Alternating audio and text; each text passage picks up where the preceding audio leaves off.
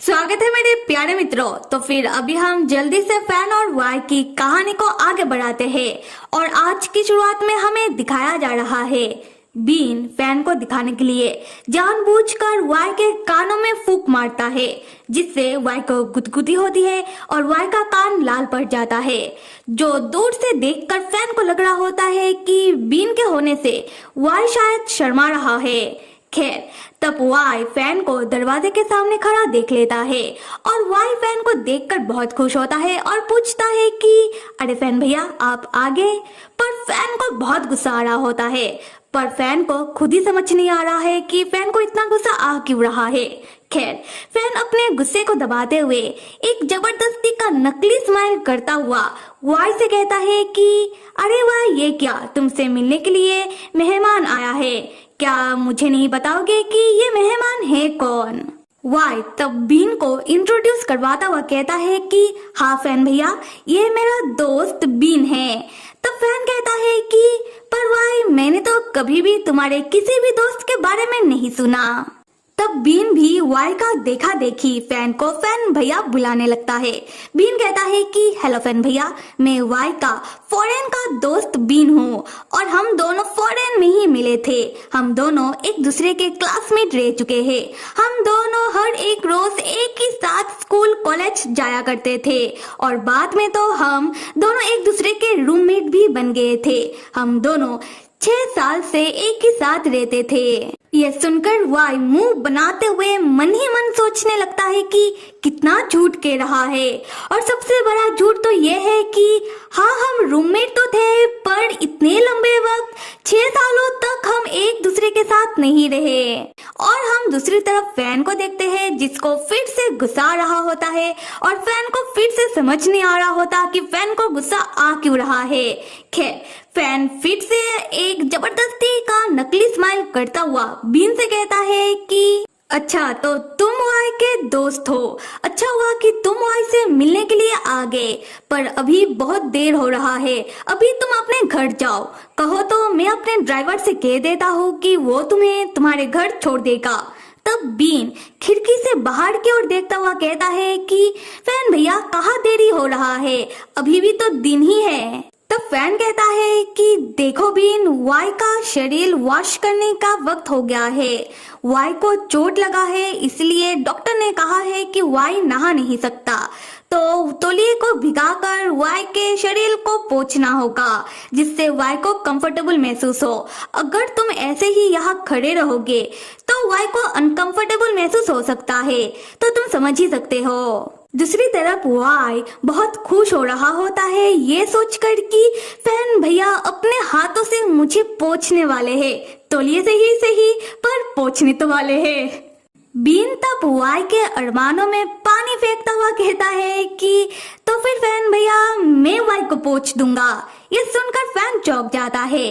Fan कहने लगता है कि क्या तुम ऐसा तो कोई दिक्कत की बात है नहीं, पर देखो वाई को दूसरे लोगों का छूना पसंद नहीं है। तब बीन पूछता है कि क्या ऐसा क्या? तब फैन बहुत ही गर्व के साथ बीन को बताने लगता है कि फैन वाई को तब से जानता है जब से वाई बस 3 या 4 साल का एक छोटा बच्चा था और बहुत सालों तक फैन ने ही वाई को पाला है, इसलिए फैन वाई के बारे में सब कुछ जानता है। फैन कहता है कि तुम वाई के बारे में उतना नहीं जानते होगे, क्योंकि तुम लोग तो फॉरेन कंट्री में मिले हो और बस कुछ साल से ही एक दूसरे के दोस्त हो। बीन तब वाई का हाथ पकड़ लेता है और ड्रामा करता हुआ वाई से पूछने लगता है कि अरे वाई, तुमने बताया नहीं फैन भैया को, जब हम फॉरेन कंट्री में एक साथ रहते थे तब तुम मुझे कितना पसंद करते थे। ये सुनकर तो फैन चौंक जाता है और फैन कहता है कि क्या? और फैन का ऐसा रिएक्शन देखकर तो वाई फैन को सच्चाई बताने ही वाला होता है, पर बीन वाई को रोक देता है और बीन वाई के कान में चुपके से कहने लगता है कि मैंने तुझे कहा है ना कि तुझे बस मेरे हाँ में हाँ मिलाना है, तो जैसा मैं एक्ट कर रहा हूँ तो भी बिल्कुल ऐसा ही कर। तब वाई को भी ना चाहते हुए भी बीन के एक्ट में शामिल होना पड़ता है और अपना मन मारते हुए बीन से कह रहा होता है कि हाँ, क्योंकि फॉरेन कंट्री में मेरा और कोई दोस्त नहीं था, तुम तुम ही तो मेरे इकलौते दोस्त थे, तो मैं तुम्हें पसंद नहीं करता तो और किसे करता। बीन तब फैन को बताने लगता है कि फैन भैया, ये मेरे लिए कोई पहली बार नहीं है। जब हम पहले एक दूसरे के रूममेट थे तब ऐसे ही कभी कभार मैं हमारे बाथरूम में वाई को तौलिए से पोंछ दिया करता था। तब फैन को इतना गुस्सा आ रहा होता है कि फैन ने वाई के लिए जो गुलदस्ता लेकर आया था वो गुलदस्ता गुस्से में फैन जमीन में फेंक देता है। फिर खुद ही उस गुलदस्ते को उठाने लगता है और ऐसा दिखाने लगता है कि वो गुलदस्ता तो गलती से गिर गया है। तब फैन बहुत ही गुस्से में कहने लगता है कि तो फिर ठीक है, अगर तुमने पहले भी किया है तो तुम अभी भी वाई को पोंछ दो, और ये गुलदस्ता गिरने के कारण इसका फूल खराब हो गया है। मैं जाकर इस गुलदस्ते को फेंक कर आता हूँ। और फैन का इतना गुस्सा देखकर तो वाई डर जाता है, पर बीन वाई के पीठ में थपथपाते हुए इशारों से वाई को शांत रहने के लिए कहता है। खैर, फैन गुस्से में तब वाई के कमरे से बाहर चला जाता है, और जैसे ही फैन जाता है वाई पिलो उठाकर बीन को जोर जोर से मारने लगता है, और बीन को मारते हुए कहने लगता है कि कमीने, तुम्हें पता भी था कि मैं कितना खुश हो रहा था कि फैन भैया अपने हाथों से तौलिए को भिगाकर मेरे शरीर को पोंछने वाले थे, पर तुमने सब कुछ गड़बड़ कर दिया। ऊपर से तुमने फैन भैया को इतना गुस्सा दिला दिया। तब बीन कहता है कि अबे धीरे बोल, फैन भैया बाहर ही है, वो सुन लेंगे, तब हमारा सारा ड्रामा चौपट हो जाएगा। फैन भैया का असली फीलिंग जगाना है भी कि नहीं। वाई कहता है कि असली फीलिंग मेरा सर, असली फीलिंग का तो पता नहीं, पर तूने फैन भैया के गुस्से को तो जरूर जगा दिया। तब बीन कहता है कि अरे मेरे बॉस, मैंने जानबूझकर फैन भैया को गुस्सा दिलाया है। क्या तूने नहीं देखा कि जब फैन भैया ने हम दोनों को करीब देखा उन्हें बिल्कुल खुशी नहीं हुई और वो जेलस हो गए। हाँ, ये फैन भैया का गुस्सा नहीं बल्कि उनकी जेलेसी है। तब वाई कहता है कि क्या जेलेसी? हो ही नहीं सकता, फैन भैया कभी जेलस नहीं होते, उल्टा मैं ही जेलस हो जाता हूँ। फिर बहुत सोचने के बाद वाई कहता है कि मैंने बहुत कोशिश की थी कि फैन भैया के मन में मेरे लिए कुछ तो फीलिंग जागे, पर तुम तो आते ही एक ही बार में फैन भैया को जेलस फील करवा दिया। तब बीन कहता है कि देखा मैं कितना टैलेंटेड हूँ, चल अभी शर्त लगाते हैं। वाई पूछता है कि कैसा शर्त? बीन बताता है कि 5 मिनट के अंदर फैन भैया इस कमरे में तेरे पास वापस आ जाएंगे। और दूसरी तरफ फैन जो बाहर अकेले में खड़ा होकर बहुत परेशान हो रहा था। फैन मन ही मन सोच रहा था कि मुझे ऐसे कमरे से बाहर नहीं आना चाहिए था।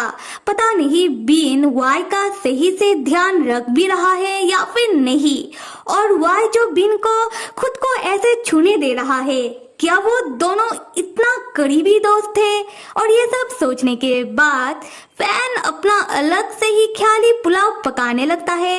फैन मन में सोचने लगता है कि वाई और बीन अकेले में एक दूसरे के साथ लवी डवी हो रहे हैं, और ये ख्याली पुलाव पकाने के बाद फैन परेशान होकर मन में कहता है कि अगर नहीं, मुझे जल्दी ही वापस जाना होगा। दूसरी तरफ कमरे के अंदर हम वाई को देखते हैं जो अपना शर्ट खोलकर बैठा हुआ है और बीन अपने हाथों में तौलिए को लेकर खड़ा है।